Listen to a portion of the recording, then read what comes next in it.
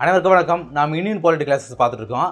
இந்த கிளாஸ் இல்லாமல் financial emergency வந்து பார்க்க போகிறோம். ஃபினான்ஷியல் எமர்ஜென்சி நிதி நெருக்கடி நிலை எமர்ஜென்சி கிளாஸில் நம்ம நேஷனல் எமர்ஜென்சினா என்னென்னு பார்த்தோம், பிரசிடென்ட் ரூல்னா என்னென்னு பார்த்தோம். மூணாவதாக இருக்கக்கூடிய ஃபினான்ஷியல் எமர்ஜென்சி பற்றி நாம் இந்த கிளாஸில் பார்க்கலாம்.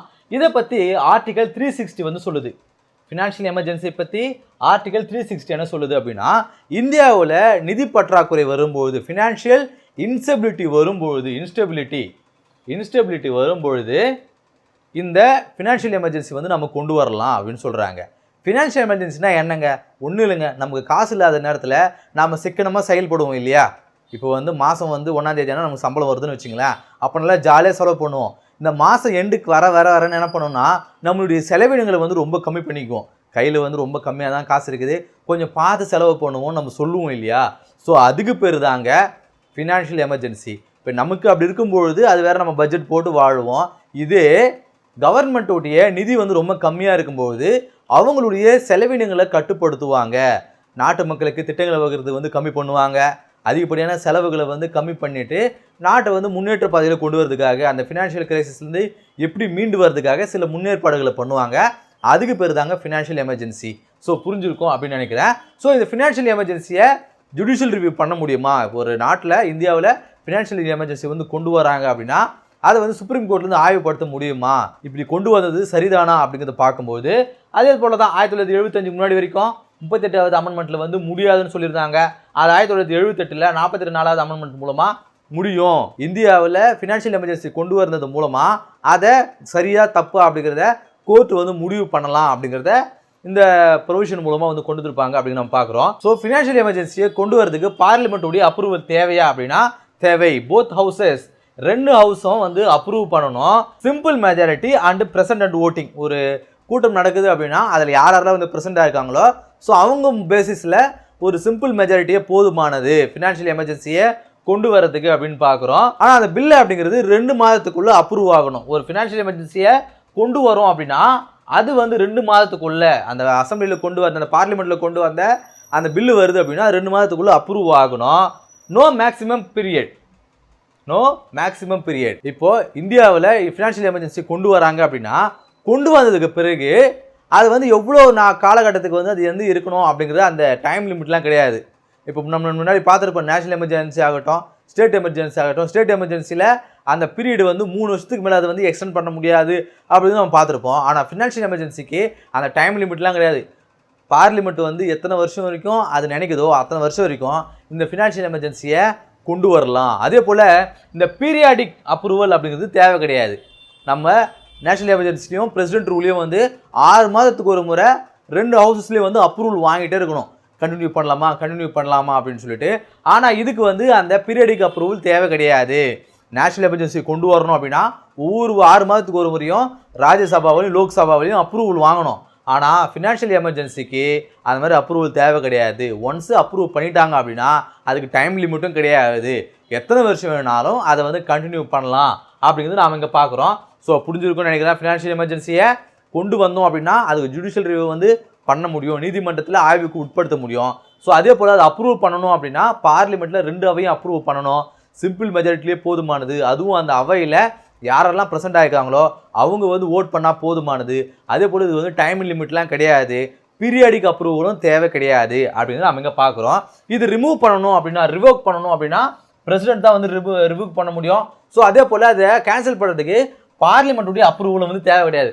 பிரசிடென்ட் நினச்சா எப்போ வேணாலும் அது ரிமூவ் பண்ணலாம். பார்லிமெண்ட்டை கேட்க வேண்டிய அவசியம் கிடையாது. ஸோ இதோடைய விளைவுகள் என்ன? ஒரு நாட்டில் ஃபினான்ஷியல் எமர்ஜென்சி கொண்டு வரும்போது என்னென்ன விளைவுகள் ஏற்படும் அப்படின்னு பார்க்கும்போது, இந்த பில்லு ஏற்றத்தில் வந்து நிறைய ப்ராப்ளம்ஸ் வரும். ரொம்ப சிக்கனமாக இருக்கும். மக்களுக்கு கொடுக்கக்கூடிய அந்த சலுகைகள் வந்து ரொம்ப கம்மியாகும். அதே போல் சேலரிஸ், யாராக இருந்தாலும் கவர்மெண்ட் எம்ப்ளாய் யாராக இருந்தாலும் அவங்களுடைய சேலரிஸ் அலோன்ஸ்லாம் வந்து கம்மி செய்யப்படும் அப்படின்னு சொல்லி பார்த்துருப்போம். இப்போ சுப்ரீம் கோர்ட்டுடைய சீஃப் ஜஸ்டிஸ்லாம் இருக்காங்க இல்லையா? ஸோ இவங்களுடைய சேலரிஸ்லாம் வந்து எதுலேருந்து எடுப்பாங்க? கன்சாலிடேட்டட் ஃபண்ட்லேருந்து எடுப்பாங்க. கன்சாலிடேட் ஃபண்ட் அப்படிங்கிறது தொகுப்பு நிதி. ஸோ எல்லா வருவாயும் அதில் தான் வரும். ஸோ அவங்களுக்கான அந்த ஊதியம் அப்படிங்கிறது வந்து கரெக்டாக போகணும் அப்படின்னு சொல்லிட்டு அதிலேருந்து கொடுப்பாங்க. ஸோ ஆனால் அவங்களுக்கு சேலரிஸ் வந்து ரிடியூஸ் பண்ணு.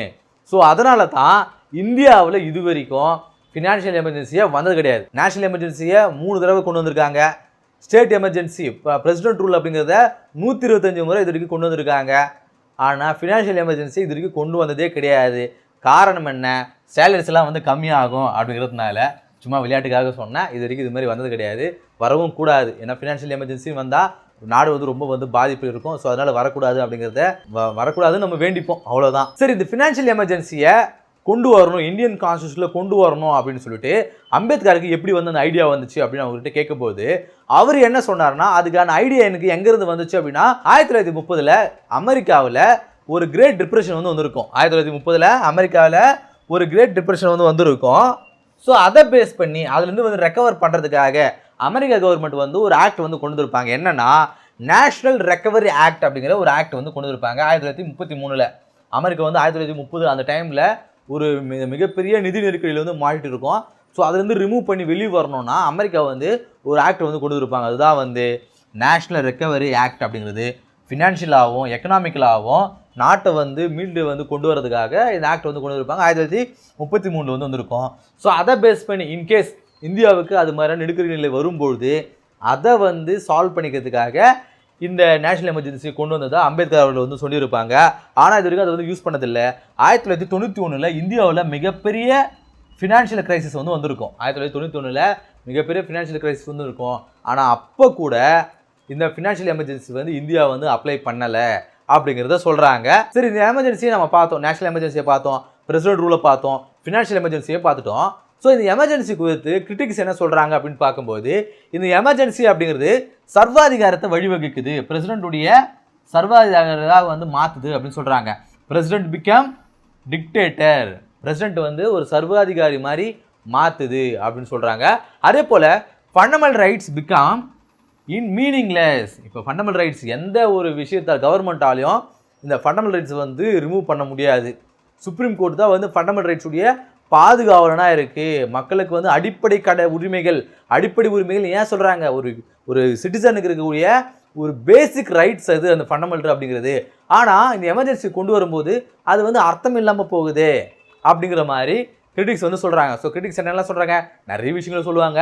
நம்ம ரெண்டு மட்டும் பார்ப்போம். எமர்ஜென்சி கொண்டு வரது மூலமாக பிரசிடென்ட் வந்து சர்வாதிகாரி மாதிரி வந்து மாறுறாரு. அதே போல் இந்த ஃபண்டமெண்டல் ரைட்ஸ் அப்படிங்கிறது அர்த்தம் இல்லாமல் போகுது அப்படிங்கிறது கிரிட்டிக்ஸ் வந்து சொல்கிறாங்க. ஸோ இந்த கிளாஸ் இல்லாமல் ஃபினான்ஷியல் எமர்ஜென்சினா என்ன அப்படிங்கிறத பார்த்தோம். அடுத்த கிளாஸ் சந்திப்போம். நன்றி.